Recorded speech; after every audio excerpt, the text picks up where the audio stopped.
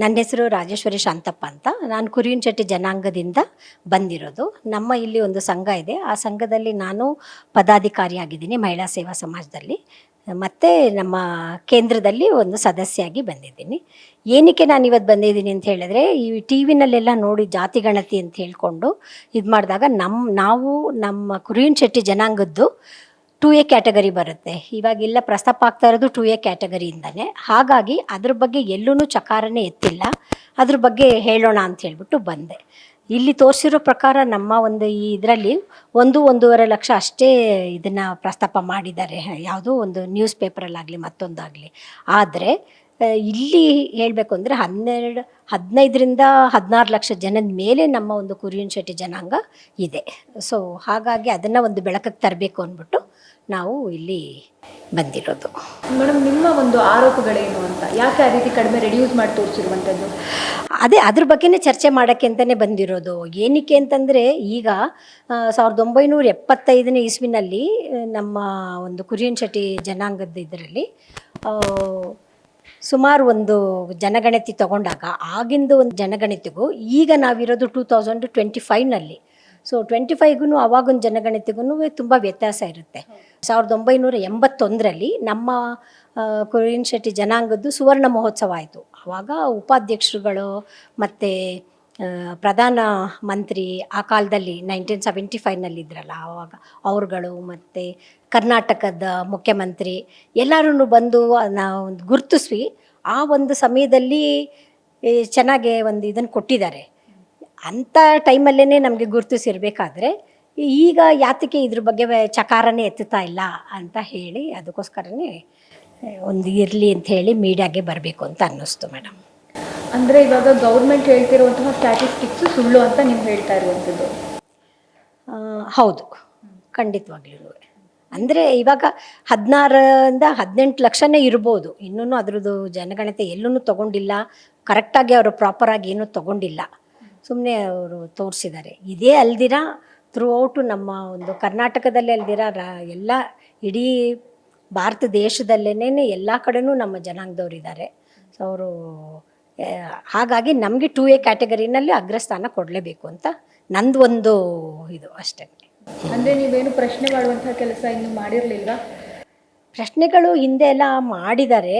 ಈಗ ಸದ್ಯದಲ್ಲಿ ಸಡನ್ನಾಗಿ ಜನಗಣತಿ ಅಂತ ಇದು ಬಂದಾಗ ತಡಿಯಪ್ಪ, ಯಾಕೆ ನಮ್ಮ ಒಂದು ಕುರಿಯನಚೆಟ್ಟಿದು ಎಲ್ಲೂ ಪ್ರಸ್ತಾಪ ಆಗ್ತಾ ಇಲ್ಲ, ಹೆಚ್ಚು ಕಡಿಮೆ 20 ಲಕ್ಷದ ಹತ್ತರದ ಮೇಲಿದ್ದಾರೆ ಮೇಡಮ್. ಇವಾಗ 2025 ಕಂಪೇರ್ ಮಾಡಿದ್ರೆ ಸುಮಾರು ಎಷ್ಟೋ ಹಳ್ಳಿಗಳು ಇವ್ರುಗಳು ಗುರುತಿಸಿಲ್ಲ. ಆ ಒಂದು ಇದರಲ್ಲಿ ಅವರು ಯಾವ ಥರ ಇದು ಮಾಡ್ಕೊಂಡಿದ್ದಾರೆ ಅಂತಂದರೆ, ಅವ್ರಿಗೆ ಹೇಗೆ ಬೇಕೋ ಹಾಗೆ ತೊಗೊಂಡಿದ್ದಾರೆ. ಇನ್ನೂ ಕರೆಕ್ಟಾಗಿ ಜನಗಣತಿ ಆಗಿಲ್ಲ ಅಂತ ನನ್ನ ಅಭಿಪ್ರಾಯ. ಅಂದರೆ ಸರ್ಕಾರ ಇವಾಗ ಯಾಕೆ ಗುರುತಿಸುವಂಥ ಪ್ರಯತ್ನವನ್ನು ಮಾಡ್ತಾ ಇಲ್ಲ? ಅವರು ಮೇಯ್ನು ಇದಾಗಿ ಒಕ್ಕಲಿಗರು ಮತ್ತು ಲಿಂಗಾಯತರೇ ಮಾತಾಡ್ತಾ ಇದ್ದಾರೆ. ಹಂಗಂತ ಮಿಕ್ಕಿದವರೆಲ್ಲ ಏನು ಯಾವುದಕ್ಕೂ ಇದು ಬರಲ್ವಾ? ಎಲೆಕ್ಷನ್ನಿಗೆ ಆದರೆ ಎಲ್ಲರದ್ರದ್ದು ತೊಗೊಳ್ತಾರೆ. ಆದರೆ ನಮ್ಮ ಒಂದು ಇಷ್ಟೊಂದು ಸ್ಟ್ರೆಂತ್ ಇರಬೇಕಾದ್ರೆ ಇದ್ರೂ ಗಣನೆಗೆ ತೊಗೋಬೇಕಲ್ವ? ಆ ಒಂದು ಇದರಲ್ಲಿ ದನಿ ಎತ್ತಕ್ಕೆ ಅಂತ ಬಂದಿರೋದು. ಈ ಒಂದು ಜನಗಣತಿ ಇವಾಗ ಎಲ್ಲ ಮಾಡ್ತಾ ಇರೋದ್ರಿಂದ ಇದು ಸರಿಯಾದ ಸಮಯ ಅಂಥೇಳಿ, ಅಟ್ಲೀಸ್ಟು ಈ ಒಂದು ನೆಪದಲ್ಲಾದ್ರೂ ಅವರು ಕರೆಕ್ಟಾಗಿ ಜನಗಣತಿ ಮಾಡಲಿ ಅನ್ನೋ ಉದ್ದೇಶದಿಂದ ನಾನು ಹೇಳ್ತಾ ಇದ್ದೇನೆ. ಅದರಲ್ಲಿ ಇವಾಗ ನಾವು ಇಷ್ಟೊಂದು ಜನ ಇರಬೇಕಾದ್ರೆ ಓಟಿಗೆ ಒಂದು ನಾವು ಇದು ತೊಗೊಳ್ತಾರೆ ಗಣನೆಗೆ, ಬೇರೆ ಇದರಲ್ಲಿ ತೊಗೊಳಲ್ವಲ್ಲ, ಯಾಕೆ? ಇವಾಗ ಏನು ತೀರ್ಮಾನ ತಗೊಳ್ಬೇಕು ಅಂತ ನೀವು? ತೀರ್ಮಾನ ಅಂದರೆ ಇದನ್ನು ಒಂದು ಇದರಲ್ಲಿ ವ್ಯಕ್ತಪಡಿಸಿ ಅದ್ರ ಬಗ್ಗೆ ಅವರು ಯಾವ ಥರ ಅಭಿಪ್ರಾಯ ಕೊಡ್ತಾರೆ, ನಮಗೂ ಒಂದು ಸಹಕಾರ ಕೊಡಲಿ. 2A ಕ್ಯಾಟಗರಿ ಅಂತಂದರೆ ನಮ್ಮಲ್ಲೂ ಅನೇಕರು ಎಲ್ಲನೂ ಇದ್ದಾರೆ. ಹಳಬ್ರು ಅಂತಂದರೆ ಇವಾಗ ನಿಮಗೆ ಗೊತ್ತಿರ್ಬೋದು, ಸಾಕಮ್ಮ ಕಾಫಿ ವರ್ಕ್ಸ್ ಅಂತ ಹೇಳ್ಬಿಟ್ಟು ಆ ಹಿಂದೆ ಬ್ರಿಟಿಷ್ ಅವ್ರು ಇದ್ದ ಕಾಲದಲ್ಲೇ ನಮ್ಮ ಸಾಕಮ್ಮ ಅಜ್ಜಿ ಅಂಥೇಳಿ ಅವರು ಕೂರ್ಗ್ ಇದರಿಂದ ಬಂದಿದ್ದು.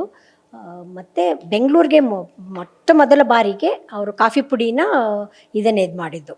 ಸೊ ಅಂಥ ಒಂದು ನಮ್ಮ ಕುರಿಯನಚೆಟ್ಟಿ ಇದರಲ್ಲಿ ಗುರುತಿಸಿರ್ಬೇಕಾದ್ರೆ ಅಷ್ಟು ಈಸಿಯಾಗಿ ನಾವು ಬಿಟ್ಕೊಡೋದಕ್ಕಿಲ್ಲ. ಅಂದರೆ ನಾವು ಅಂಥ ಒಂದು ಇದಿಲ್ಲ ಅನ್ನೋ ಇದು. ನಮ್ಮ ಜನಾಂಗ ತುಂಬ ಬೃಹತ್ತಾಗಿದ್ದಾರೆ, ಎಲ್ಲ ಊರುಗಳಲ್ಲೂ ಇದ್ದಾರಮ್ಮ, ಹಳ್ಳಿಗಳಲ್ಲೂ ಇದ್ದಾರೆ. ಮತ್ತು ನಮ್ಮದು ಉದ್ಯೋಗ ನೇಕಾರದ್ದು, ಪಂಚೆ ಸೀರೆ ಎಲ್ಲ ಮಾಡೋದು, ಬಣ್ಣ ಹಾಕೋದು, ಎಲ್ಲ ಮಾಡಿಕೊಂಡು ಉದ್ಯೋಗ ಆ ಥರ ಇತ್ತು. ಮತ್ತು ಮಕ್ಕಳ ಬೆಳವಣಿಗೆಯಲ್ಲಿ ಡಾಕ್ಟ್ರು, ಇಂಜಿನಿಯರು, ಮನೆಗೊಂದು ಇಂಜಿನಿಯರು, ಮನೆಗೊಂದು ಡಾಕ್ಟ್ರು, ಮತ್ತು ವಿದ್ಯಾವಂತರು ತುಂಬ ಆದರು. ತಂದೆ ನೇಕಾರರು ಆಗಿದ್ರೂ ಮಕ್ಕಳೆಲ್ಲ ವಿದ್ಯಾಭ್ಯಾಸ ಚೆನ್ನಾಗಿ ಕಲ್ತು ಹೊರದೇಶದಲ್ಲೂ ಎಲ್ಲ ಕೆಲಸ ಮಾಡ್ತಾಯಿದ್ದಾರೆ. ಒಳ್ಳೊಳ್ಳೆ ಕವಿಗಳು ಇದ್ದಾರೆ. ನಮ್ಮದು ಸಂಘಗಳು ಒಳ್ಳೊಳ್ಳೆ ಒಂದು 50 ವರ್ಷದ್ದು ಸಂಘಗಳು ಇದ್ದಾವೆ. ನಮಗೆ ಸಾಕಮ್ಮ ಅವರು ಅನ್ನೋರು ಜಾಗ ಕೊಟ್ಟು ವಿದ್ಯಾಭ್ಯಾಸಕ್ಕೆ ಪ್ರೋತ್ಸಾಹ ಕೊಟ್ಟು ಅವ್ರಿಗೆ ಒಂದು ನಮ್ಮ ಜನಾಂಗ ಮುಂದೆ ಬರಲಿ ಅಂತ ಅವರಿಗೆ ಒಂದು 50 ವರ್ಷದ ಹಿಂದೆಯೇ ಆ ಒಂದು ಮನೋಭಾವನೆ ಇತ್ತು. ಒಂದು ಹೆಂಗಸಾಗಿ ನಮ್ಮ ಜನಾಂಗದಲ್ಲಿ ವಿದ್ಯಾಭ್ಯಾಸ ಮಕ್ಕಳು ಮಾಡಲಿ ಮತ್ತು ಇರೋದಕ್ಕೆ ಅವರಿಗೆ ಹಾಸ್ಟೆಲ್ ಅನುಕೂಲ ಮಾಡಿಕೊಟ್ಟಿದ್ರು. ನಾವು ಹುಡುಗರು ಬೆಳೆಯೋದಕ್ಕೂ ಒಂಥರ ಅವರೇ ಒಂದು ಮಾಡಲ್ ಆಗೂ ಇದ್ದಾರೆ. ಲೇಡೀಸ್ ಮುಂದೆ ಬರೋದಕ್ಕೂ ಅವ್ರನ್ನೇ ಒಂದು ನಿರ್ದೇಶನ ಇಟ್ಕೊಂಡು ಎಷ್ಟೊಂದು ಬೃಹತ್ತಾದ ಕೆಲಸಗಳನ್ನು ಮಾಡಿದ್ದಾರೆ. ತುಂಬ ಜನಾಂಗ ಎಲ್ಲ ಕಡೆಯೂ ಇದ್ದಾರೆ. ಮತ್ತು ನಮಗೆ ಜನಗಣತಿ ಬಂದಿಲ್ಲ, ಅವರು ನಮ್ಮ ಮನೆಗಳಿಗೂ ಬಂದಿಲ್ಲ. ಆದರೆ ಇಷ್ಟೇ ಇದೆ ಅಂತ ಒಂದು ನಮೂದಿಸಿದ್ದಾರೆ. ಅದು ತುಂಬ ತಪ್ಪಂತ ಅನಿಸುತ್ತೆ. ಯಾಕಂದರೆ ನಮ್ಮ ಮನೆಗೆ ಬಂದು ನಮ್ಮನ್ನು ಕೇಳಿದರೆ ನಮಗೆ ಗೊತ್ತಾಗುತ್ತೆ ಇವ್ರು ಸೆನ್ಸಸ್ ಮಾಡಿದ್ದಾರೆ ಅಂತ. ಈ ಸೆನ್ಸಸ್ ಮಾಡದೆ ಸುಮ್ಮನೆ ಅವ್ರ ಮನಸ್ಸಿಗೆ ಏನು ತೋಚುತ್ತೋ ಅದನ್ನು ಹೇಳೋದ್ರಲ್ಲಿ ತುಂಬ ತಪ್ಪಂತ ನನ್ನ ಒಂದು ವಾದ. ಮತ್ತು ಇದಕ್ಕೆ ನಮ್ಮ ಜನಾಂಗದು ಎಲ್ಲ ನೇಕಾರರದು ಗುಂಪು ಸೇರಿ ನಾವು ಒಂದು ಏನಾದರೂ ಒಂದು ಪ್ರೊಟೆಕ್ಟ್ ಮಾಡ್ಕೋಬೇಕು ಅನ್ನೋ ಒಂದು ಉದ್ದೇಶದಿಂದ ನಾವು ಈ ಥರ ಚಾನಲಿಗೆ ಹೋಗಿ ಮಾತಾಡೋದಕ್ಕೆ ಅವಕಾಶ ಕೊಟ್ಟಿದ್ದಾರೆ. ಹಂಗಾಗಿ ನಾವು ಮಾಡ್ತೇವೆ. ಹೋರಾಟ ಮಾಡೋಕ್ಕೆ ನಾವು ತಯಾರಿ ಇದ್ದೀವಿ. ಅದು ಆಗುತ್ತೋ ಬಿಡುತ್ತೋ ಗೊತ್ತಿಲ್ಲಮ್ಮ.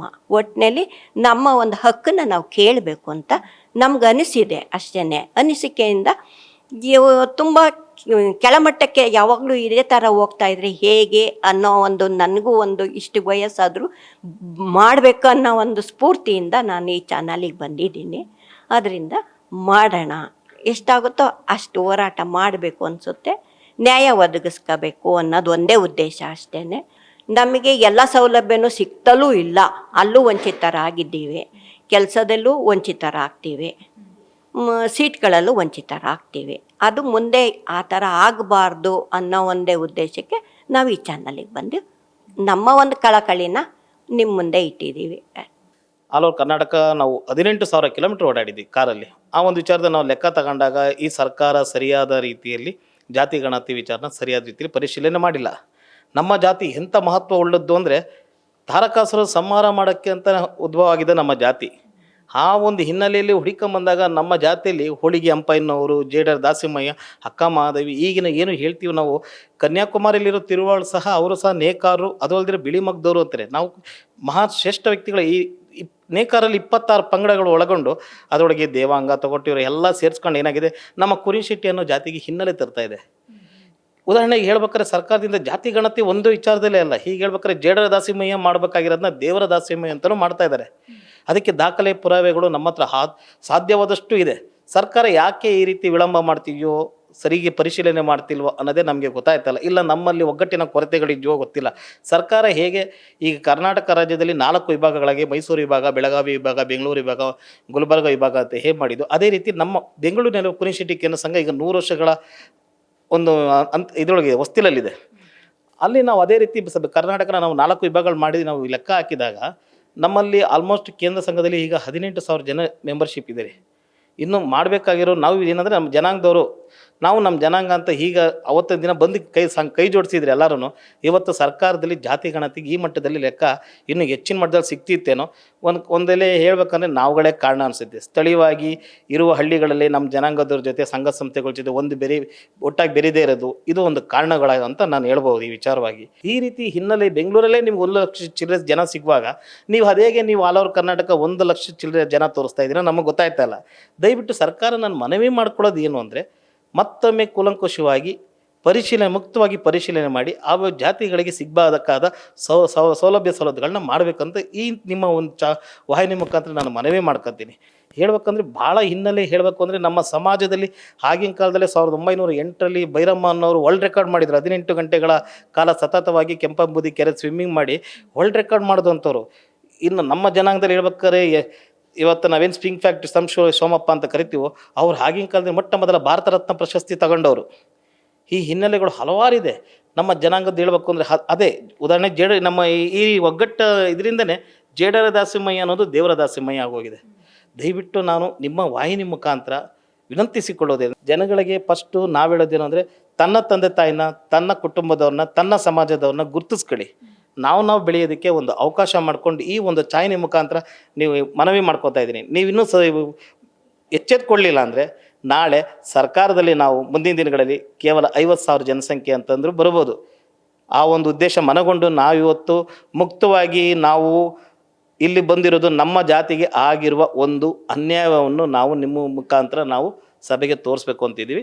ಈ ಒಂದು ಕಥೆ ಹೇಳ್ತಾ ಇದ್ದೀವಿ. ದಯವಿಟ್ಟು ನಾವು ಸರ್ಕಾರ ಮತ್ತೊಮ್ಮೆ ಮನವಿ ಮಾಡ್ಕೊಳ್ಳೋದು, ಮುಕ್ತವಾಗಿ ಜನಗಣತಿಯನ್ನು ಮಾಡಿ ನಮಗೆ ಸಲ್ಲಬೇಕಾದ ನ್ಯಾಯವನ್ನು ಒದಗಿಸ್ಕೊಡ್ಬೇಕಂತ ಈ ಮುಖಾಂತರ ನಿಮ್ಮ ವಾಹಿನಿ ಮುಖಾಂತರ ಮನವಿ ಮಾಡ್ಕೊತಾ ಇದ್ದೀವಿ. ಎಲ್ಲೂ ಹೋಗಿ ಇವರು ಸೆನ್ಸಸ್ಸೇ ಮಾಡಿಲ್ಲ. ಸೊ ಸೆನ್ಸಸ್ಸೇ ಮಾಡ್ದಿರ ಇವರು ಹೆಂಗೆ ಇವರು ಜಾತಿನ ಇಷ್ಟೇ ಜನ ಇದ್ದಾರೆ ಅಂತ ಹೇಳ್ತಾರೆ? ಇದೊಂದು ಟೋಟಲಿ ನನ್ನ ಪ್ರಕಾರ ಬೋಗಸ್ ಅಂತ ನಾನು ಹೇಳ್ತೇನೆ. ಇದರಲ್ಲಿ ಡೌಟೇ ಇಲ್ಲ. ಇನ್ನೊಂದು ಏನಂತ ಅಂದರೆ, ಈಗ ಇವರು 1,00,000 ಸಮಥಿಂಗ್ ತೋರಿಸಿದ್ದಾರೆ, 1,53,000 ಸಮಥಿಂಗ್ ನಮ್ಮ ಜನಾಂಗನ. ನಾವು 20 ಲಕ್ಷ ಜನ ಇದ್ದೀವಿ ಅಂತ ಆದರೆ, ಈಗ ಫಾರ್ ಎಕ್ಸಾಂಪಲ್ ಗೌರ್ಮೆಂಟಿಂದ ಏನಾದರೂ ನಮಗೆ ಅನುಕೂಲಗಳು ಬರೋದಾದರೆ ನಮಗೆ ಸಿಗೋದೇ 1,00,000 ಸಮಥಿಂಗ್ ಜನಕ್ಕೆ. ಇನ್ನು ಮಿಕ್ಕಂತಹ ಒಂದು 18 ಲಕ್ಷ ಜನಕ್ಕೆ ಗೌರ್ಮೆಂಟಿಂದ ಡೆಫಿನೆಟ್ಲಿ ಅನ್ಯಾಯನೇ ಆಗೋದು, ಏನೂ ಸವಲತ್ತುಗಳು ಸಿಗೋದಿಲ್ಲ. ಈ ಥರ ವರ್ತನೆಗಳು ಗೌರ್ಮೆಂಟು ಬೇಜವಾಬ್ದಾರಿತನ ಯಾಕೆ ಮಾಡ್ತಿದೆ ಅನ್ನೋದೇ ನಮ್ಗೆ ಅರ್ಥ ಆಗ್ತಾ ಇಲ್ಲ. ಇದು ಒಂದು ಸಮುದಾಯಕ್ಕೆ ಈ ರೀತಿ ಆದರೆ ಇನ್ನೂ ಅನೇಕ ಸಮುದಾಯಗಳಿವೆ ಈ ಥರ. ಸೊ ಯಾವ ಮಟ್ಟದಲ್ಲಿ ಸರ್ಕಾರ ಅನ್ಯಾಯ ಮಾಡ್ತಿದೆ ಅನ್ನೋದು ನಾನು ಈ ಜನಾಂಗದ ಒಬ್ಬ ಪ್ರಜೆಯಾಗಿ, ಸಮಾಜದ ಒಂದು ಭಾಗವಾಗಿ ನಾವು ಕೇಳಲೇಬೇಕಾಗತ್ತೆ. ಮೂಲ ಪ್ರತಿನೇ ಇಲ್ದಿರ ಇವರು ಯಾವ ರೀತಿ ಇದನ್ನು ಅದು ಹೇಳ್ತಾರೆ ವೈಜ್ಞಾನಿಕವಾಗಿದೆ ಅಂತ ಬೇರೆ ಹೇಳ್ತಿದ್ದಾರೆ. ಹೆಂಗಿದೆ ಇದು ವೈಜ್ಞಾನಿಕ? ಅದು ಹೆಂಗೆ ಸಾಧ್ಯ? ಈಗ ಸರ್ ಹೇಳಿದ್ರು ಹಿಂದೆ, ನಮ್ಮದು ಬಿಫೋರ್ 2000 ಬಿಫೋರ್ ಬುಕ್ಕಲ್ಲೇ ನಮ್ಮದು 14 ಲಕ್ಷ ಜನ ಮೇಲೆ ನಮೂದಾಗಿದೆ ಅಂತ. ಈಗ ಆಲ್ಮೋಸ್ಟ್ 20 ಲಕ್ಷ ಜನ ಇದ್ದಾರೆ. ಇವರು 1 ಲಕ್ಷ ತೋರಿಸಿದ್ರೆ ಹೌ ಇಟ್ ಈಸ್ ಪಾಸಿಬಲ್? ಈಗ ಜಾತಿ ಗಣತಿ ಮಾಡೋ ಟೈಮ್ನಲ್ಲಿ ಹಿಂದ್ಗಡೆ ಮನೆಗಂತೂ ಯಾರಿಗೂ ಬಂದಿಲ್ಲ. ಒಂದು. ಎರಡನೇ ವಿಷಯ ಏನಂದರೆ, ಈ ನಮ್ಮ ಕುರುವಿನ ಶೆಟ್ಟಿ ಅಂತಂದು ಏನು ನಮ್ಮ ಸಮುದಾಯ ಇದೆ, ಆ ಸಮುದಾಯದಲ್ಲಿ ಒಂದು ಪ್ರಾಂತ್ಯವಾರು ಒಂದೊಂದು ಹೆಸರು ಹೇಳ್ತಾರೆ. ಇವಾಗ ಕೆಲವೊಂದು ಕಡೆ ಹಳ್ಳಿಗಳಲ್ಲಿ ಏನು ಹೇಳ್ತಾರೆ, ಬಿಳಿ ಜಾಡ್ರು ಅಂತಂದು ಹೇಳ್ತಾರೆ. ಬಿಳಿ ಜಾಡ್ರು. ನಮ್ಮ ಬಳ್ಳಾರಿ ಸೈಡ್ ಏನಾಗುತ್ತೆ, ಕುರ್ನಿ ಜನಾಂಗದವರು ಅಂತಾರೆ, ಕುರ್ನಿ ಶೆಟ್ಟಿ. ಆಮೇಲೆ ಕೆಲವೊಂದು ಕಡೆ ಬಿಳಿಮಗ್ಗದವರು ಅಂತ ಹೇಳ್ತಾರೆ. ಇನ್ನೊಂದು ಕಡೆ ನಮ್ಮ ಉತ್ತರ ಕರ್ನಾಟಕದಲ್ಲಿ ಏನಾಗುತ್ತೆ ಅಂದರೆ, ಒಂದು ಹಿರಿಯ ಕುರುವಿನ ಶೆಟ್ಟಿ ಮತ್ತು ಚಿಕ್ಕ ಕುರುವಿನ ಶೆಟ್ಟಿ ಅಂತಂದು ಈ ಭಾಗದಲ್ಲಿ ಈಗ ಸರ್ಕಾರನೇ ಇದರಲ್ಲಿ ತೋರಿಸ್ತಾ ಇದೆ. ಏನಂತೆ ಅಂದರೆ, ಚಿಕ್ಕ ಕುರುವಿನ ಶೆಟ್ಟಿ ಬೇರೆ, ಹಿರಿಯ ಕುರುವಿನ ಶೆಟ್ಟಿ ಬೇರೆ, ಬಿಳಿಮಗ್ಗ ಬೇರೆ, ಕುರ್ನಿ ಬೇರೆ, ಆಮೇಲೆ ಈ ಹಿರಿಯ ಕುರ್ನಿ ಬೇರೆ. ಈ ರೀತಿ ಒಂದು ಅವರು ಮಾಡಿದಂಥ ಒಂದು ತಪ್ಪು ಅದು. ಸರ್ಕಾರ ಅದೊಂದು ಬರೀ ಕುರುವಿನ ಶೆಟ್ಟಿ ಅಂತಂದು ಒಂದು ಮಾಡಿದ್ರೆ ಅಂದರೆ ಅದರಲ್ಲಿ ನಾವು ಕುರುವಿನ ಶೆಟ್ಟಿ ಅಂತಂದು ಅಷ್ಟೇ ಬರೆಸ್ತಿದ್ವಿ. ಒಂದು. ಎರಡನೇದವ್ರು ಯಾವುದೇ ಸರ್ಕಾರದ ವ್ಯಕ್ತಿಗಳು ಮನೆಗೆ ಜಾತಿ ಗಣತಿಗೆ ಯಾರೂ ಬಂದಿಲ್ಲ. ನಾನು ಒಬ್ಬ ಮಾಧ್ಯಮದ ಇದನ್ನು ಸ್ವಲ್ಪ ಮಾಧ್ಯಮದ ಒಟ್ಟಿಗೆ ಇದ್ದವನಂಥ ವ್ಯಕ್ತಿ. ಯಾಕಂದ್ರೆ ನಮ್ಗೆ ಪ್ರತಿಯೊಂದು ಗೊತ್ತಾಗ್ತಾವೆ. ಅಂಥದ್ರಲ್ಲಿ ಈ ರೀತಿ ಒಂದು ಅನ್ಯಾಯ ಅಂತಂದು ನಾನು ಹೇಳ್ತೀನಿ. ನಮ್ಮ ಸಮುದಾಯಕ್ಕೆ ಮಾಡಿದಂಥ ಅನ್ಯಾಯ ಜೊತೆಗೆ ಇಡೀ ನಮ್ಮ ರಾಜ್ಯದಲ್ಲಿ ಸಣ್ಣ ಚಿಕ್ಕ ಸಮುದಾಯಗಳು ಏನಿದೆ ಅವ್ರಿಗೆ ಸರಿಯಾದಂಥ ಲೆಕ್ಕ ಕೊಟ್ಟಿಲ್ಲ ಜಾತಿ ಗಣತಿ. ಇದು ಇನ್ನು ಎರಡನೇ ವಿಷಯ ಏನಾಗುತ್ತೆ ಅಂದರೆ, ನಮ್ಮ ಇಡೀ ಕರ್ನಾಟಕ ರಾಜ್ಯದಲ್ಲಿ ನಮ್ಮ ಕುರುವಿನ ಶೆಟ್ಟಿ ಸಮಾಜ ಒಂದು 4 ಜಿಲ್ಲೆ ಮಾತ್ರ ಇಲ್ಲ, ನಾನು ಅದು ಒಪ್ಕೊತೀನಿ. ಆದರೆ ಇನ್ನುಳಿದಂಥ ಪ್ರತಿಯೊಂದು ಜಿಲ್ಲೆಯಲ್ಲಿ ಇಲ್ಲ ಅಂತ ನಾನು ಯಾವತ್ತೂ ಎಲ್ಲಿ ಹೇಳುವುದಿಲ್ಲ, ಹೇಳೋಕ್ಕೆ ಅವಕಾಶವೇ ಇಲ್ಲ ಯಾರಿಗೂ. ನಮಗೆ ಯಾವುದು ಬರಲ್ಲ ಅಂದರೆ ಮಂಗಳೂರು ಬರಲ್ಲ. ಮಂಗಳೂರು ನಮ್ಮಲ್ಲಿ ಜನಾಂಗದವರು ಇಲ್ಲ. ಉಡುಪಿಯಲ್ಲಿ ಇದ್ದರು ಬರೀ 20 ಮನೆ ಇದಾವೆ. ಅದು ಬಿಟ್ಟರೆ ಆನಂತರ ಬೀದರ್, ಆನಂತರ ಕೋಲಾರ, ಅಲ್ಲಿಲ್ಲ. ಇನ್ನು ಉಳಿದ ಎಲ್ಲ ಕಡೆ ನಮ್ಮ ಸಮುದಾಯದವರು ಪ್ರತಿಯೊಂದರಲ್ಲಿ ಕೆಲವೊಂದು MLAಗಳ ಶಾಸಕರ ಮತದಾನದ ಏನದು ನಮ್ಮ ಇದು ಹೇಳ್ತೀವಲ್ಲ, ಮತದಾನಕ್ಕೆ ಅದೊಂದು ಅವರು ಒಂದು ಮೇನ್ ಪಾಯಿಂಟ್ ಅಂತ ಹೇಳ್ತಾರಲ್ಲ, ಆ ರೀತಿಯಂಥ ಸ್ಥಿತಿನೂ ಇದಾವಲ್ಲಿ ಮೇಜರ್ ಇದನ್ನು. ಆದ್ದರಿಂದ ಸರ್ಕಾರ ಇನ್ನೊಮ್ಮೆ ನಮ್ಮ ಸಮುದಾಯಕ್ಕೆ ಆದಂಥ ಅನ್ಯಾಯವನ್ನು ಸರಿಪಡಿಸಲಿಕ್ಕೆ ಏನು ಕ್ರಮ ಪ್ರತಿಯೊಂದು ಮನೆಗೆ, ಯಾವುದೇ ಸಮುದಾಯಕ್ಕೆ ಅನ್ಯಾಯ ಆಗಬಾರ್ದು. ಇದು ನಂದು ಒಂದು ಸಮುದಾಯ ಅಲ್ಲ, ಪ್ರತಿಯೊಂದು ಈ ನಮ್ಮ ನೇಕಾರ ಅನ್ನೋದು ಒಂದು ಪಂಗಡ ಇದೆ. ಅದರಲ್ಲಿ ಏನು ನಮ್ಮದು 29 ಜಾತಿಗಳು ಬರ್ತಾವಲ್ಲ, ಆ ಜಾತಿಗಳು ಪ್ರತಿಯೊಂದು ಎಲ್ಲ ಹಿಂದುಳಿದವರಿರಲಿ, SC ST ಇರಲಿ, ಯಾವುದೇ ಜನಾಂಗ ಯಾವುದಕ್ಕೂ ನಮ್ಗೆ ಅನ್ಯಾಯ ಆಗಬಾರ್ದು. ಎಲ್ಲರಿಗೂ ಸರಿಯಾಗಿ ಮನೆಗೆ ಹೋಗಿ ಅವ್ರಿಗೆ ಸರಿಯಾದಂಥ ಒಂದು ಜಾತಿ ಗಣತಿ ಮಾಡಿದರೆ ಇದು ಒಂದು ತಾರ್ಕಿಕ ಅಂತ್ಯ ಕಾಣಬಹುದು ಅಂತ ಇದು ನನ್ನ ಅನಿಸಿಕೆ ಮ್ಯಾಮ್.